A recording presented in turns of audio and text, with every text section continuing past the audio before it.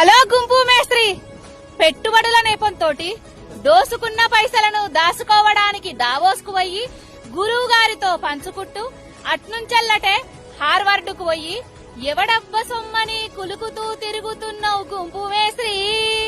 తెలంగాణ ప్రజా ధనాన్ని 13 లక్షల రూపాయలు ఫీజు వెచ్చించి లాగులల్లా తొండలెట్లా జొర్రగొట్టాలే, కనుగుడ్లు వీకి గోలీలెట్లాడాలే, పేగులు తీసి మెడలెట్లేసుకోవాలే, వాన్నెట్లా జావాలే వీన్నెట్లా జావాలే అని కోరుకోవడానికి పోయినవా, లేకపోతే నువ్వు అనుకునే నువ్వు మాట్లాడే మాటలు అక్కడోళ్లకు నేర్పించడానికి పోయినవా?